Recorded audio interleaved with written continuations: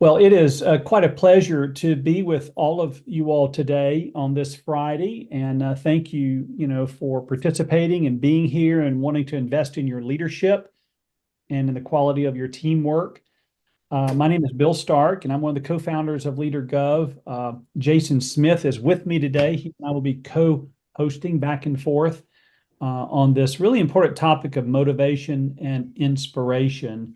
And so we're glad you're with us and look forward to not only sharing some ideas from that we've gathered over the years, but also allowing you all to collaborate. Our goal at the bottom of the hour is to allow you to get into a breakout group with other people from around the country and collaborate and listen and learn from each other. So we got lots of states represented here today. I heard you all can unmute. I heard Minnesota. I heard Massachusetts.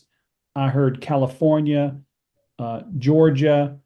Who else? If you want to chat or if you want to unmute, you're welcome to unmute. Would love just to hear what states some of you all are from. So anybody, you're welcome to chat. Okay, we got Michigan. Yeah, Colorado. Deborah, yeah. Lewiston, Luke, good to have you from Idaho.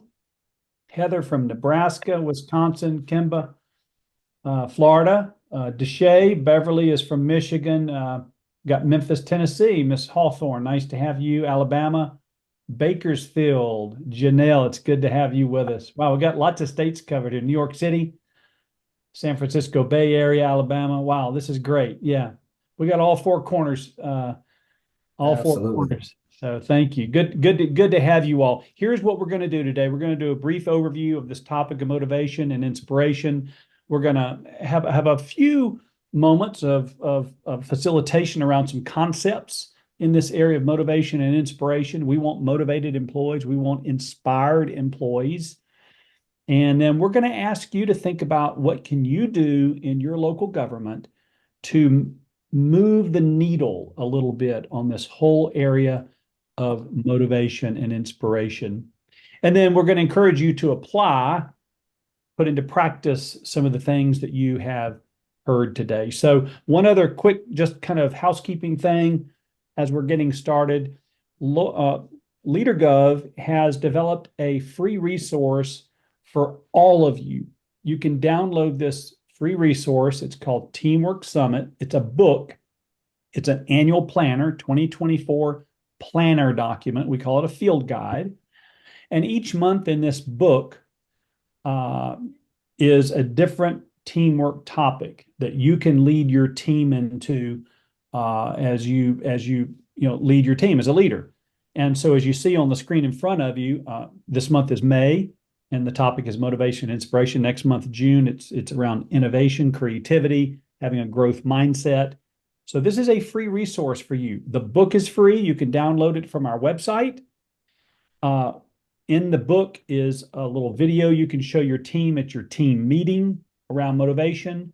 There are questions you can ask your team about motivation. And then there's a podcast around motivation. And of course, these workshops that we're on right now are also part of Teamwork Summit. So we really encourage you all to download this free resource. It's at leadergov.com. You can download it for no cost. You can purchase a spiral bound copy of this book. They're inexpensive. They're $20, but you can get an actual spiral bound copy of the playbook if you want also from our website. So that's an introduction. I'll turn it over to Jason for a couple of minutes to share some kind of introductory ideas around this. Absolutely, absolutely. And welcome everyone. Jason Smith coming here from Atlanta, Georgia, where the weather is good too, for those of y'all who said so. I've been reaching out to some of you guys just to give some more insights and gather more information from you about how you're receiving the content and just compiling through everything that you're saying about what we're doing at LeaderGov to continue to make it better. And when you registered today, we asked you a couple of questions, and we just want to share some of the feedback that we're gathering. You may remember the first question we asked was, is your team motivated by positive or negative forces, sometimes called stick or carrot, right? And in that, we've seen what we think are pretty typical results, is that over 89% of you, almost 90% said that they're motivated by positive forces, more carrot, right? But there's still that 15% out there that is all about the stick, do this or else. Now, the other question that we asked is a little bit more insightful. How inspired is your team to do great work? If you notice, almost 70% of you said not very inspired. The inspiration is low in these organizations, and 37% of you said that it's high. It's our goal in this event today, in this workshop, to give you all some information, some tidbits you can take back to your team to start to move that towards the blue, to get out of that yellow, uninspired place to where everyone can feel as though they have that internal motivation, that inspiration to do great work. And disclaimer, we can't do all of that by ourselves. We're going to need your help as co-instructors. As we may have said to you and asking you to come here, half the value is getting insights from everyone on the call from what they're seeing in their environments. So to loosen you up and get you ready to participate. Hey, hello. Yeah, go ahead and mute if you would. If you're coming in, go ahead and mute your line if you don't mind. No worries. Hey, well, there's one person speaking already. To get you guys going and get you started with communicating with each other, we're going to do this quick icebreaker exercise to get everybody starting to contribute. You can find in the bottom of the Zoom platform the chat button. Click on the chat and just comment to everybody, why is it so difficult to keep your team motivated, right? What are some of the challenges you have in keeping your team motivated? And get your fingers busy. Let's hear some things from you. The reason we're asking this question from you, and to hear some of it, is as you see some of these things pop up, you're going to see some of the stuff coming in, like Cheryl just said, burnout. Maybe that's common for your team. Maybe it's something about external factors, right, that is going on in your group. Lack of communication. Great one. Thank you, Heather, right? Does that sound like you? Adding these insights, saying these things are helpful because everybody's going to get common things that they hear from other people, but maybe something completely different that you haven't heard of. As we get busy in this chat, too much work. Ooh, the workload being overloaded. That's something we hear come up a lot. That's very important. So as we keep doing this and keep the chat going, we're going to be doing that. Amen. Anything you see in the chat line, you're able to put a smiley face on stuff you like. Yeah, right? Jason, I see Julia said lack of investment. Janelle said they feel they have more work than time to do it. Amanda said work overload, constant change, negative silos, lots of great, wow, lack of vision. Wow. Yeah.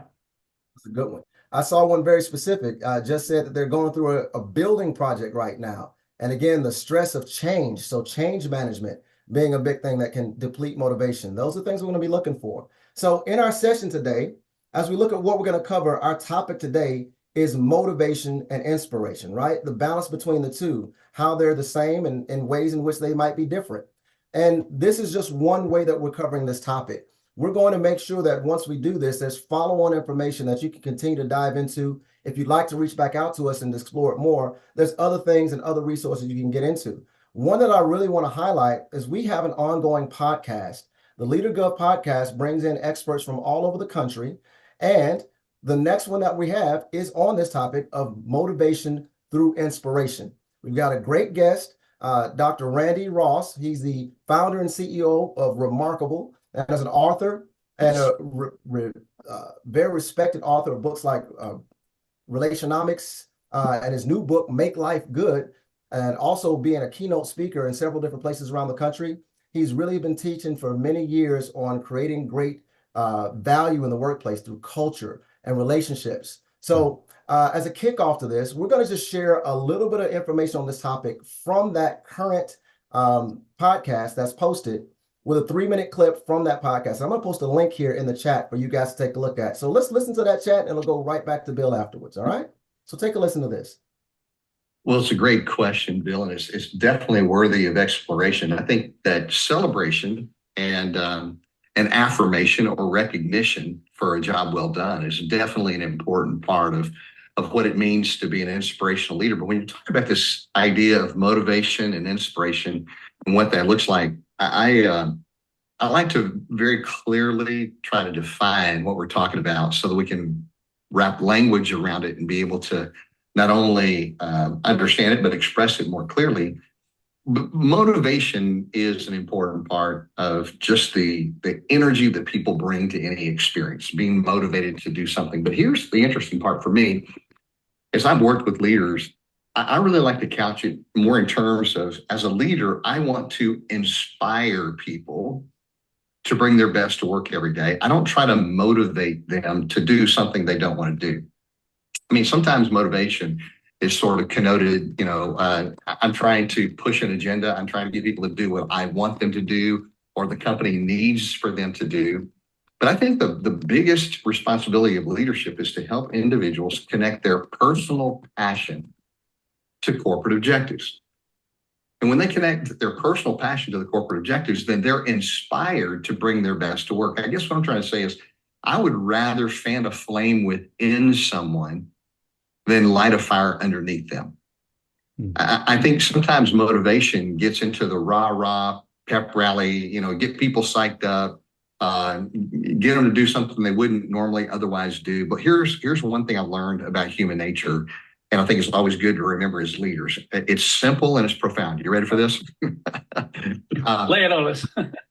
People will do what they want to do. It's as simple as that. And I think a lot of times, we fall back on the old Freudian carrot or stick mentality. We're trying to motivate people through the carrot, holding something out in front of them that they want, or the stick, beating them up when they don't want to do it until they do it. The beatings will continue until the morale increases, kind of a mentality. And what I've discovered is that people may do for a short season what you force them to do or what you incent them to do. But as soon as you leave the room, or as soon as the incentive is gone, then people will do what they want to do. So the question is not a matter of, do we motivate people to do things they don't want to do, or do we create an environment that inspires them to want to grow, become better, and then that becomes their internal driver of their behavior? And I think there's a big difference between the two. All right. Well, wow. Great. Well, that was really liked his approach on a couple of things. We're actually going to dive into a couple of things that he shared in that 3-minute part of the podcast. You can get the rest of the podcast. Jason just put a link up on the chat. So yes, really, if I may, Bill, yeah. I need to interject. There was one stray bullet, inadvertently clicked the wrong link first. Please do not click on the link to my video message to my therapist. Don't do that. Please do not. Thank you so much. I am very embarrassed, but I apologize, Bill. The proper link is in the chat now. Please continue. Awesome. Yeah, you got it. You got it. Hey, I would love just to pause for a minute and ask you all to chat back out to us. What is the difference between motivation and inspiration? And this is kind of a tricky question because the two words are at times they can seem almost synonymous, the same. So from your perspective as a leader, what's the difference between inspiration and motivation? I would love for a few of you to chat.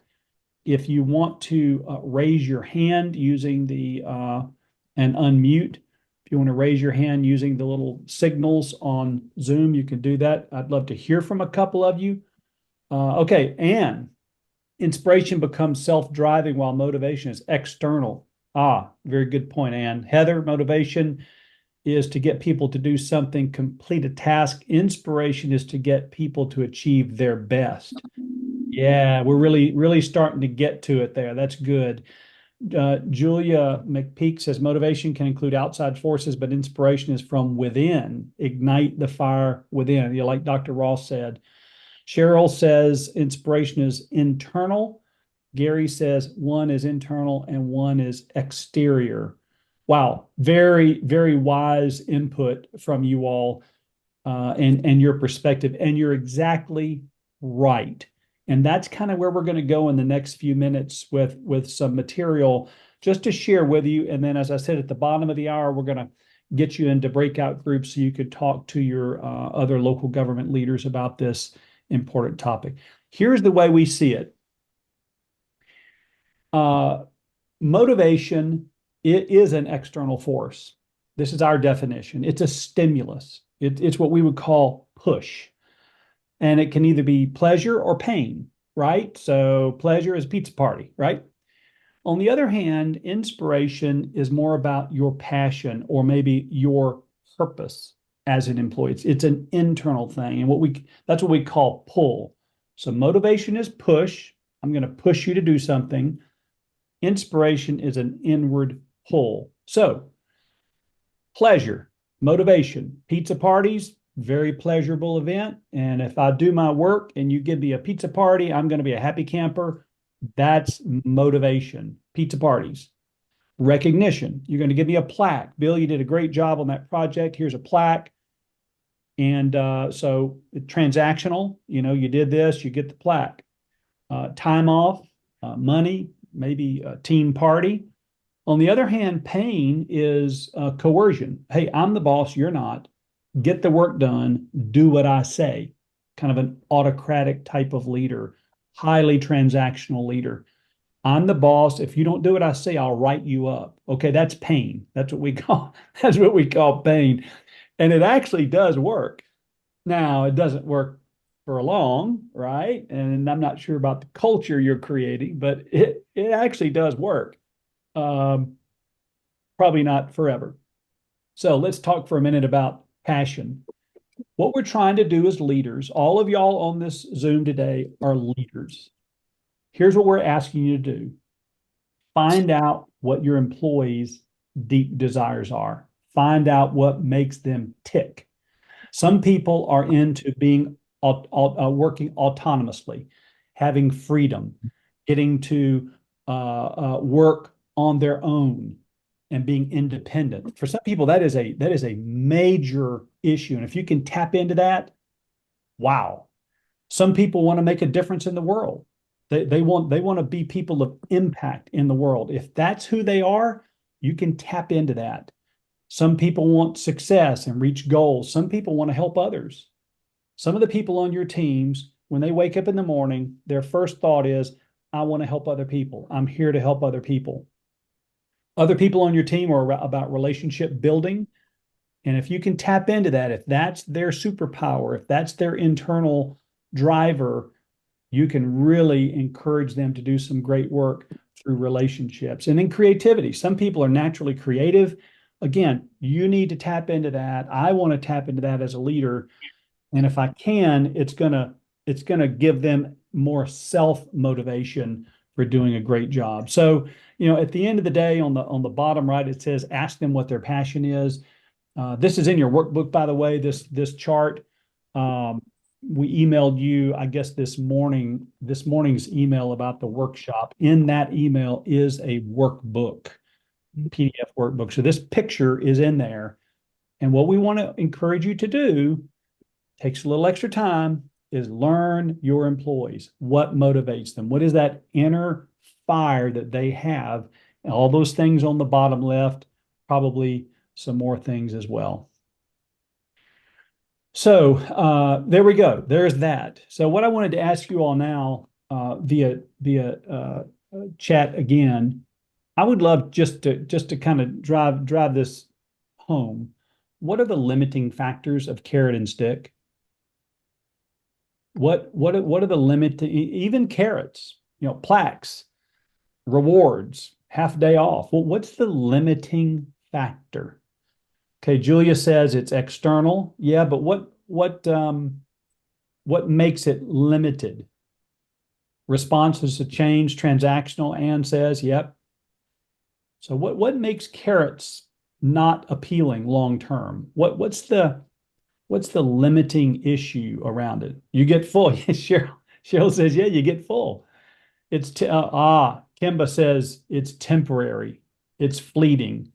The effect only lasts as long as the incentives or disincentives are offered. That's it, Kimba. I think you're onto something there. So as long as I'm giving you plaques and awards and pizza parties, you're happy. When I stop the pizza parties, your performance goes down. Linnea says, will not help them stay inspired. You got it. Luke, resources, time, my energy to follow up. Yeah, Luke, you're right. We got to plan for all this stuff and have all this coordination and taking you off your job. Julia says it's difficult to sustain, 100%. And then Amanda says somebody offers a bigger carrot elsewhere. That's good. That's pretty clever. Yeah, you're right. Carrots do work. sticks do work, but they're very limiting in their ability to create long-term performance gains and to create the culture that we want. So we want to tap into people's underlying motivation, their internal wiring, if you will. Yeah, Georgia says these carrots are a temporary fix. And Janelle says not everybody enjoys carrots. Pizza parties don't inspire everyone, as an example. That's a good point. You might think pizza parties are a great idea, but some people don't like pizza, so that's not gonna float their boat. Great comments. Thank you all so much. In your workbook, and you can take a picture of this screen if you want when we finish it here. These are some ideas that leaders can do to create more of an inspiring or motivating environment. Inspiring environment. Set really clear goals and expectations. When people are crystal clear on what's being expected of them, some people just take off because they're goal oriented. Or lack of clear goals, a lack of feedback. A lot of people want to know if they're making a difference. And when they don't know if they're making a difference, when they're unclear on what their role is, or what they're doing right or wrong, it can really be very demotivating. Now, employees have a role to play in this as well. Staying motivated, staying inspired. We think that employees in the organization need to be connected to the organization's purpose. They need to recognize others, a job well done. They obviously, a lot of people, number three, you want to grow in your ability, your skills, your knowledge. So the team member themselves has a role to play in staying motivated. I can come into work every day and be negative Nelly, or I can be about my growth and my journey as a contributor to the team. So these are just some things that team members and managers can sometimes do that really hurts what we're trying to do in this area of inspiration and motivation. This is also in your workbook on page 4. Again, you can take a picture of it if you want. These are some things that you can do as a leader to connect your employees to this inspirational environment, casting a compelling vision. We say this all the time in local government, and it sounds silly, it sounds trite. I really think we need to repeat our vision, to repeat our purpose, repeat our mission. I would say like literally every week. Like in your staff meeting, hey staff, don't forget, the reason why we're here is blank. And that allows people to tap into their why. Why am I here? And if people are about serving others, if they have a servant heart, that's going to resonate with them.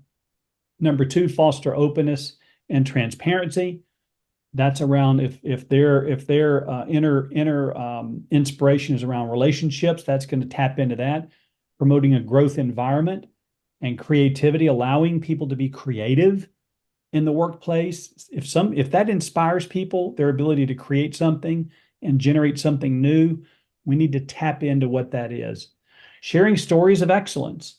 We think it's just really important for local government leaders to share success stories, inspiring stories of someone going above and beyond. And when I hear that, if I want to have impact as a person, that's going to inspire me to have greater impact in the workplace. So these are just some ideas that you can consider doing as a leader in your environment to create a more inspiring culture. One more thought, and then we're going to transition, Jason, to our groups.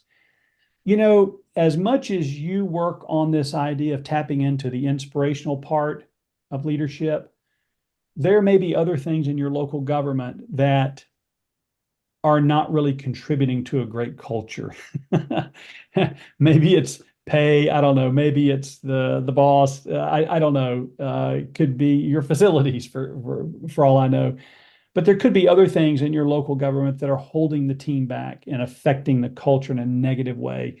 So if we just focus on what we're doing, it's going to have impact for our team, and that's awesome. But you as a leader may have to step out of your environment and talk to your leadership team about other things that are negatively affecting culture and not creating kind of an inspiring environment. So we want to just encourage you to kind of look at the bigger picture of your city or county in that respect. So we hope this has been kind of a helpful thought to you. The big picture is motivation, pain, pleasure is temporary, and tapping into the employees, what motivates them, their deep desire. If we can tap into that and feed that or flame that fire, as Dr. Ross said, we're going to have employees that are inspired to do great things. And you really don't need any more pizza parties for that. They're done. They're all in.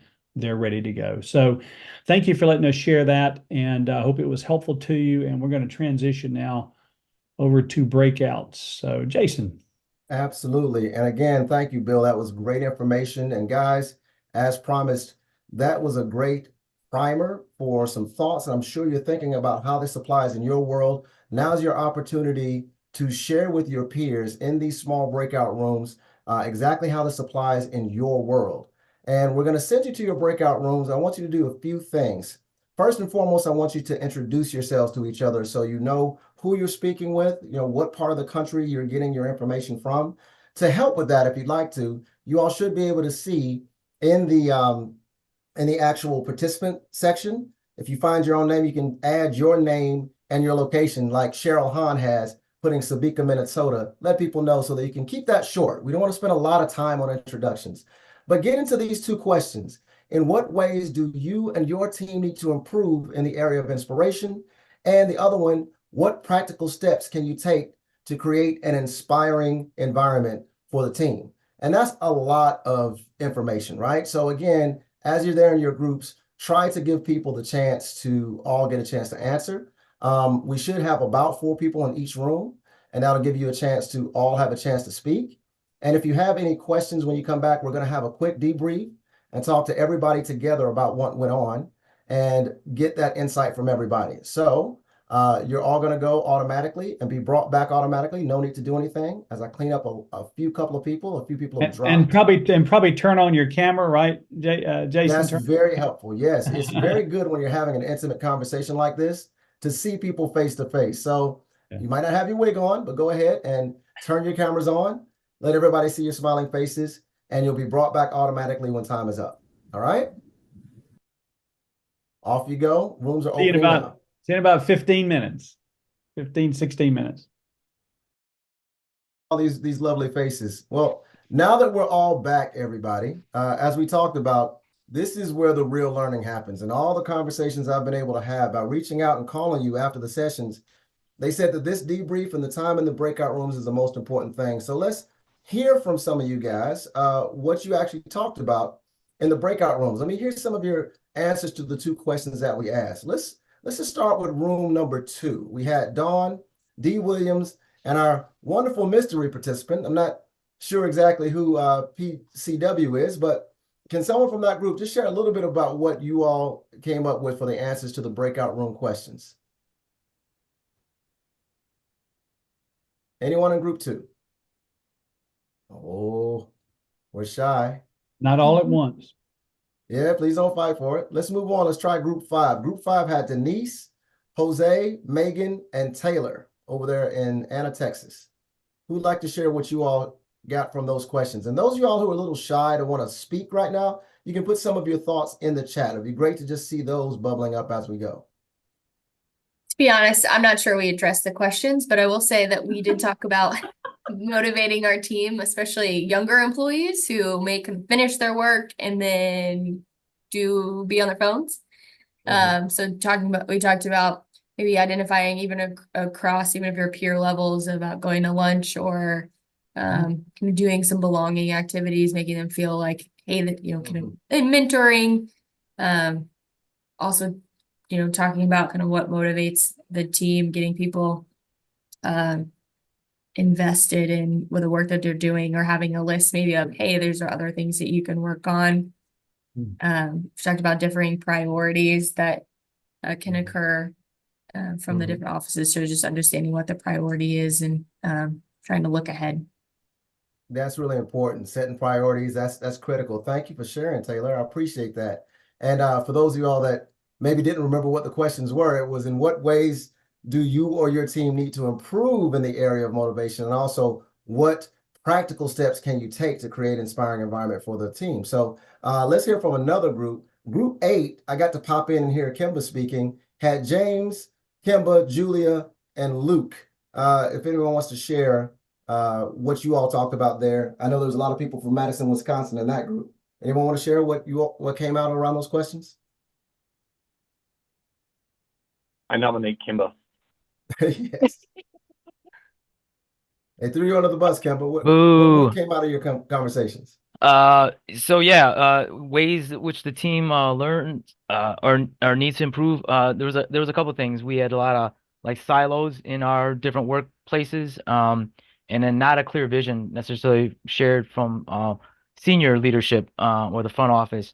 My personal one was like mandatory directives again from above us that were coming down, and lack of incentives that we can offer. That Yeah, I think we're all kind of in the same boat. Being government employees in the public sector, there's not a lot we can do in terms of like, bonuses or extra time off. I mean, kind of things are set as they are. So that was, I think, with some of the bigger challenges. And as far as practical steps to create an inspiring environment for the team, I would say Julia came up with I think the most of the ideas from her personal experience she shared, thankfully. But like the ideas of getting to know the team members at the individual level, specifically breaking bread.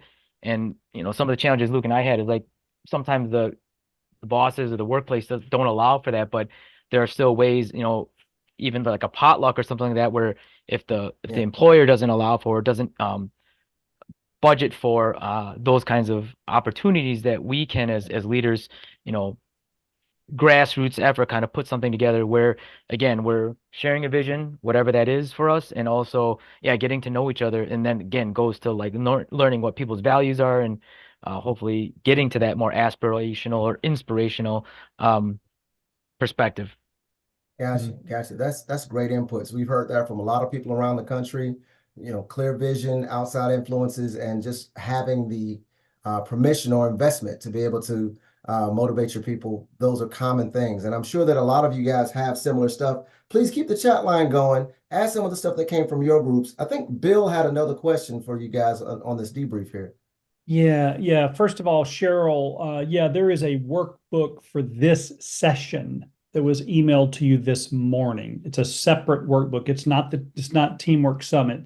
That's the big book for the year. But as we sort of wind down here in the next few minutes, I would like for you all just to chat one thing you want to do to discover how to inspire your employees. In other words, what do you want to do to tap into their inspiration? We said people are motivated by success and achievement. People are motivated by relationships. People are motivated by making a difference in the world. These are things that motivate people at a deep level. The question that us leaders have got to ask is, how can I get that from the person that works for me? How can I tap into that? How can I discover that? Because if I can discover what their desire is, then I can fan that flame. Does that make sense, everybody? It's kind of like what Dr. Ross said. So I love, Ann says, ask them their why, their avocation. Yeah. It's a very simple question, but extremely powerful. Why do you come to work? Beyond a paycheck, why do you come to work? What are you hoping to get from work? Oh, I love serving people. Oh, really? Tell me more about that. You see where we're going here with this conversation? It's not about the pizza party. It's not about the plaque. We're asking, what motivates you to show up every morning at 7:30? What do you get out of work that lights your fire? So, so Julia, showing how their work and their strengths build toward their vision. Yeah, I love this, Julia. Demonstrating and reminding people and observing what you're seeing in the workplace is inspiring.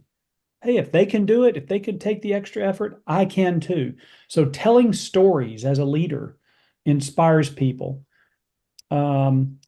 New is N-U-A. I'm sorry, I'm going to mispronounce your name, but an honest self-reflection, looking at yourself in the mirror every day, night, asking yourself if you did the best. Yeah, it's a great point. Denise says, finding out the purpose, passion of each employee by building a relationship of trust. Boom. That's it. That's it. So as leaders, we cannot rely on plaques and pizza parties to motivate our people. That's the takeaway today.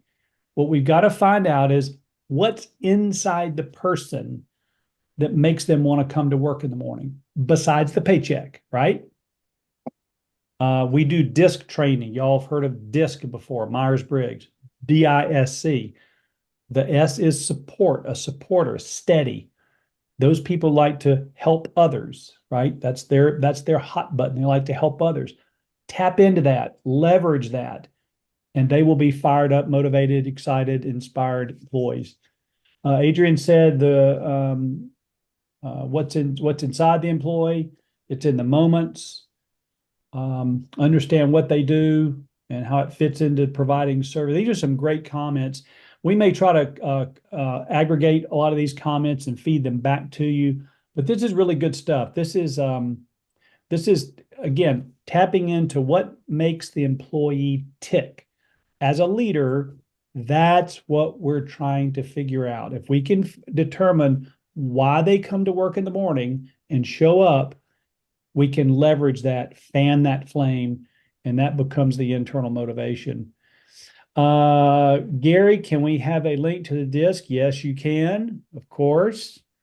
So let me just transition real quickly as we sort of wind down here. Thank you all for your contributions today. If you don't have a copy of our summit book, Teamwork Summit book, you can pull out your cell phone and you can scan this QR code or just go to leadergov.com and you can download this. It's 150 pages or so book. This is a 12-month planner, 140 pages. This is a free service that's available to you.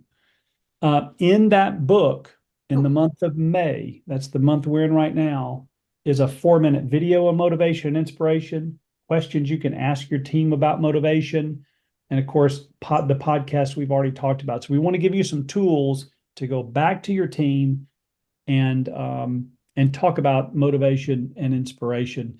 Our next workshop is on Friday, June 21st. It's on innovation. So creativity, innovation, having a growth mindset. And for those of you that want to take some next steps and maybe develop some of your leaders, you have new leaders that haven't really been trained in leadership development, leadership skills. We have very practical human-facing leadership skills, how to get along with people, how to hold people accountable, build trust, deal with conflicts, stuff like that. And we love doing that kind of work and would love to help your city or county if you have a need in that area. So this is our phone numbers and stuff. If you want to take a picture of that, call us, reach out. You're welcome to. Please do. We would love to have you